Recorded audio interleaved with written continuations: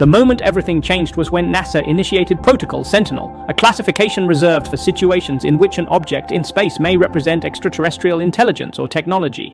It is the threshold where something ceases to be an astronomical curiosity and becomes a potential first contact scenario. At that level, the United States does not act alone. 37 nations are involved. Decisions are no longer purely scientific, they are civilization roughly 47,000 light-years away. What exists there? And what are they telling us? The emissions detected from 3I Atlas are not natural. They are not random photons released by heat or chemical reactions. They are organized. Organization implies pattern. Pattern implies information. Information implies intelligence. Within the Protocol Sentinel team, one hypothesis has begun to dominate discussion. It is known as the galactic quarantine theory. We now know we are not alone in the universe. We never were. But there is a reason we have not detected other civilizations. The galaxy is not silent because life is rare. It may be silent because advanced civilizations learn to be quiet. They hide. And they hide from something.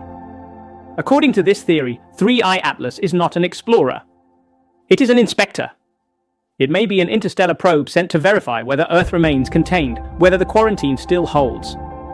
Its task may be to assess whether whatever humanity represents, whatever unstable, unpredictable evolutionary experiment we have become, has remained confined to our solar system. When 3I Atlas is entered into our system, it scans our technological signatures. It has measured our electromagnetic emissions, patterns disturbingly similar to those associated with human cognition and consciousness. It is an assessment of our level of development. And now it is reporting back. If the galactic quarantine theory is correct, Earth is not an undiscovered jewel waiting for benevolent explorers. We are a known quantity. We have been observed, cataloged, and deliberately isolated. A boundary may mark our solar system we cannot perceive, a warning to other civilizations not to engage with the species that evolved here. Why? And what makes humanity so dangerous? I ask myself this every time I witness pain, human, animal, or ecological. Every time I see suffering that could have been prevented, and every time politicians pass a law that forces us to surrender our free will. I keep returning to consciousness itself because my heart bleeds when I see how human awareness evolved in a way that may be unique, detrimental, and possibly unprecedented. In the 20th century, humanity developed abstract reasoning, symbolic language, advanced technology, and mass warfare in rapid succession. We are cooperative and violent, compassionate and genocidal. We create art and nuclear weapons. We explore the cosmos while destroying our own biosphere. We pollute space with debris and our planet with toxins we barely understand. We are contradiction incarnate. Most evolutionary pathways likely do not produce this kind of unstable intelligence. Species that survive long enough to develop technology may do so with greater psychological balance, less aggression, more collective orientation. They may not build civilizations on competition and unchecked ambition. They may not create artificial intelligence without understanding its consequences. They may not split the atom and immediately weaponize it. But we did all of that from a galactic perspective. Humanity may represent a dangerous anomaly, a species with extraordinary tool-making abilities, but without the emotional maturity or wisdom to use those tools responsibly. A species that, if left unchecked, could spread through the galaxy like a virus, exporting conflict and instability into otherwise balanced cosmic ecosystems. So perhaps we were quarantined and placed within a boundary where we could not detect what lay beyond, and someone has been watching, waiting to see whether we would mature or self-destruct. 3 weeks ago, a NASA briefing added weight to this possibility.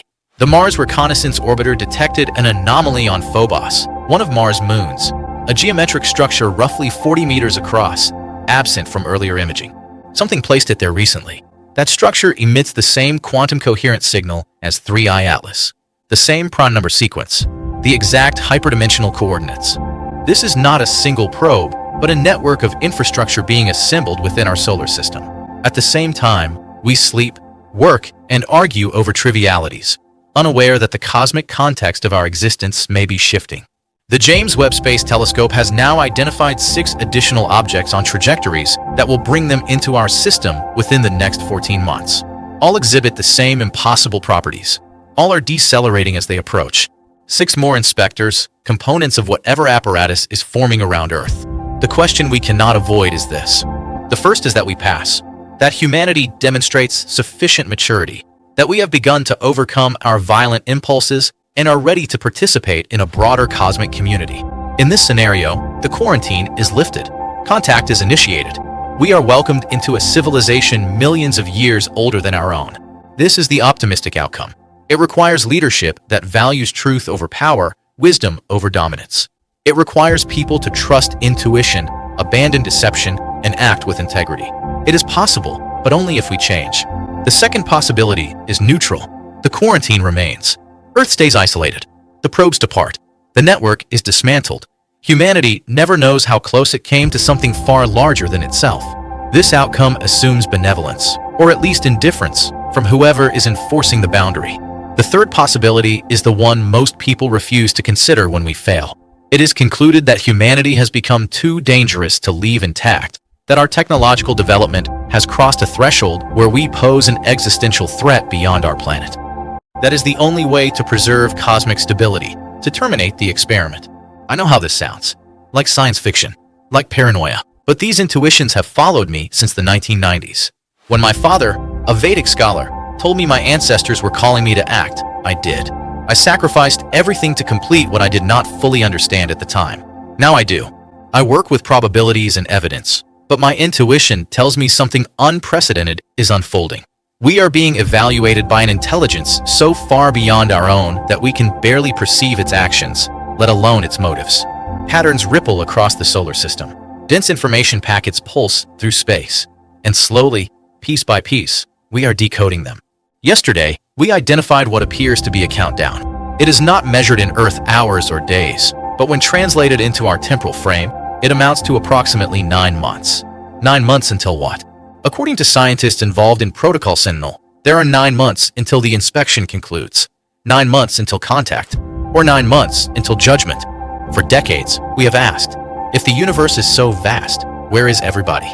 We should see radio signals everywhere, megastructures, interstellar traffic. Instead, there is silence. Perhaps that silence is learned. Possibly, civilizations that survive long enough understand that the universe is not empty, that it is governed by observers, boundaries, and laws we are only beginning to glimpse. Maybe the great filter is not behind us, or it is ahead of us. I am not trying to incite panic. I am trying to prepare you for the possibility that our assumptions about isolation, autonomy, and unchecked progress are illusions. This may be the most profound moment in human history, not because we discovered extraterrestrial intelligence, but because it has decided to acknowledge us on its terms. Governments are already preparing. Contingency plans exist for peaceful contact and hostile intervention, evacuation protocols, continuity of governance, preservation of knowledge. These are no longer theoretical exercises. They are responses to real objects doing impossible things in our solar system. Humanity has survived world wars. We have stared into the abyss of nuclear extinction and stepped back. We have sent machines to Mars and probes beyond the edge of the solar system.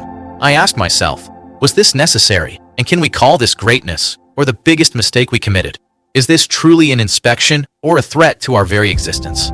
What we do in the next 9 months may matter more than anything we have ever done. Every act of kindness, every step toward cooperation, every effort to reduce suffering, every choice to heal rather than dominate may be observed.